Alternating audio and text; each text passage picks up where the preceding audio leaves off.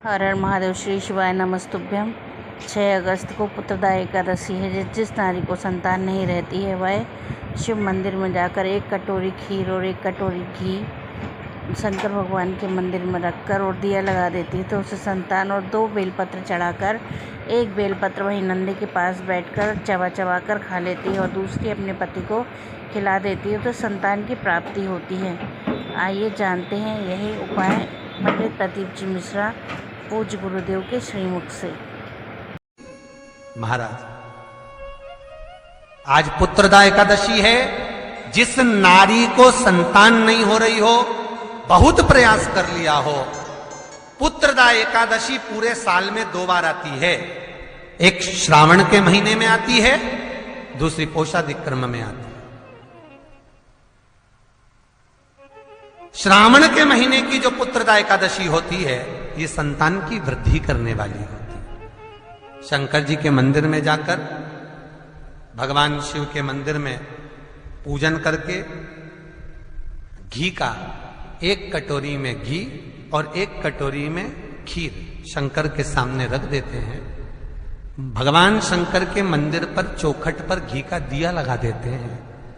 शंकर जी की चढ़ी हुई 1 बेलपत्र साथ में रखें और 1 बेलपत्र को उठाकर शंकर जी के मंदिर की चौखट पे ही बैठकर चबा चबा कर खा लेते हैं। जो 1 बेलपत्र लेकर आए हैं वो अपने पति को खिला देते हैं। कहते हैं पुत्रदा एकादशी के दिन ये कर लेने पर संतान की प्राप्ति हो जाती है, पुत्र की प्राप्ति हो जाती है। ये वो एकादशी है। सबसे पहला नियम एकादशी व्रत का, सबसे पहला नियम है कि आप जिस दिन व्रत करो उसके 1 दिन पहले भक्ति का संचार इस हृदय में कर लो। भक्ति का संचार इस हृदय में कर लीजिए। जिस दिन आप व्रत करो, जैसे एकादशी का व्रत कर रहे हो तो 10वीं के दिन शाम का समय जब आवे, रात्रि जब होने लगे, शाम का समय आवे और रात्रि का आप जब भोजन ग्रहण करो तो उस भोजन में कोई ऐसा पदार्थ ग्रहण मत करिए जिस पदार्थ के कारण आपकी एकादशी बिगड़ जाए।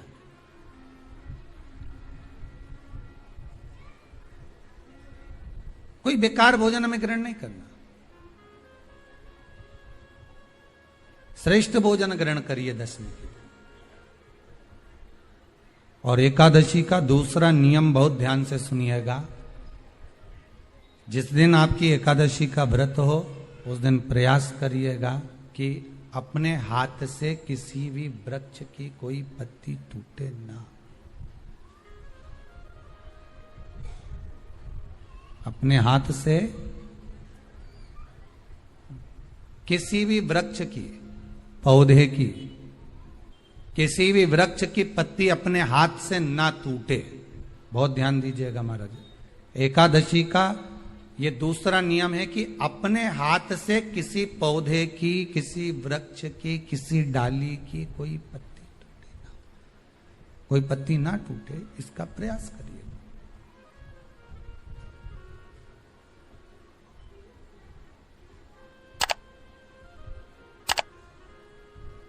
कितना सुंदर व्याख्यान कहा है, कितना सुंदर वर्णन है महाराज कि मात्र एकादशी का व्रत कर लेने पर, मात्र एकादशी का व्रत कर लेने पर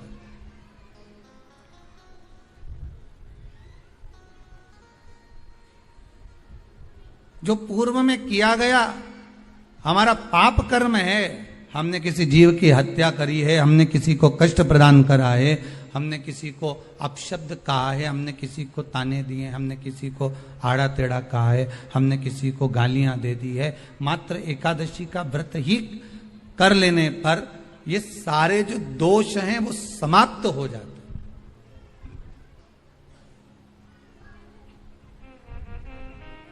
सारे दोष हमारे समाप्ति पर आ जाते हैं।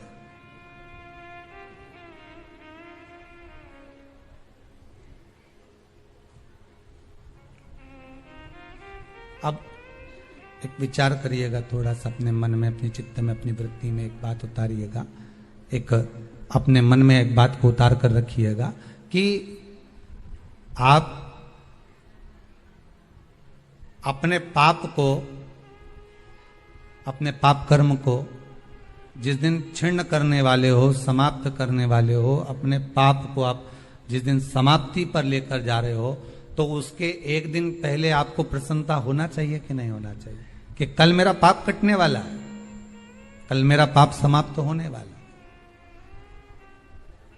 जो मैंने पाप कर्म करा है वो समाप्त होगा, जो मैंने पाप कर्म करा है वो कल समाप्त हो जाएगा। तो एक दिन पहले आपके चेहरे पर प्रसन्नता हो कि ना हो?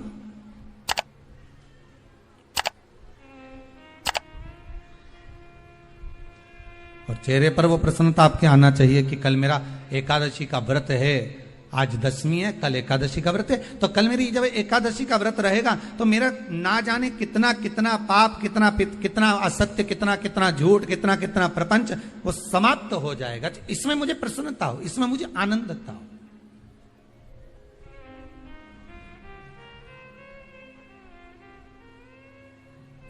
तो क्या कहा गया कि प्रयास करिएगा कि एकादशी के दिन कोई वृक्ष की, कोई डाली की, कोई कोपल की कोई पत्ती ना तोड़ी जाए। क्यों?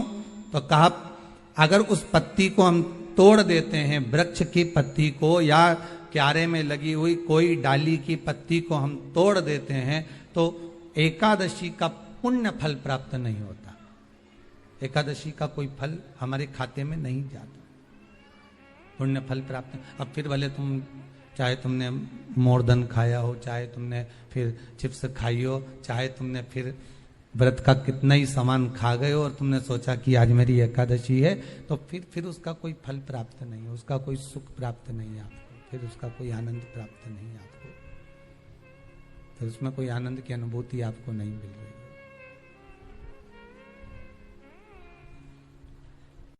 कोई व्यापार, कोई दुकान, कोई फैक्ट्री आपकी ठीक नहीं चल रही है, आप ठेला लगा रहे हो, सब्जी की दुकान लगा रहे हो, कोई दुकान खोल कर बैठे हो, कोई फैक्ट्री लगा कर बैठे हो, कोई व्यापार कर रहे हो और उस व्यापार में तुम्हें आनंद नहीं आ रहा, बहुत तकलीफ चल रही है, बहुत तकलीफ, सब कुछ करके देख लिया पर वो तकलीफ मिटी नहीं रही। किसी भी शंकर के मंदिर में बटकेश्वर महादेव के नाम से आप अगर जिस दिशा में खड़े हो, अगर आप शंकर के शिवलिंग के इधर हो तो बेलपत्री का डंडी का मुख आपकी ओर होना चाहिए, आप इधर हो तो डंडी का मुख उधर हो, आप उधर हो तो डंडी का मुख उधर हो, आप इधर हैं तो डंडी का मुख इधर हो। शंकर भगवान को समर्पित करो बटकेश्वर महादेव के नाम से, और बेलपत्र चढ़ाने के बाद में जो तुम्हारे कलश में जो जल है, लोटे में जो जल है, वो 7 बार से मतलब है अलग से लोटा भरना नहीं है, 7 बार उसी लोटे का जल जब बेलपत्र डंडी समय समर्पित कर दें, उस लोटे के जल को 7 बार बटकेश्वर महादेव का नाम लेकर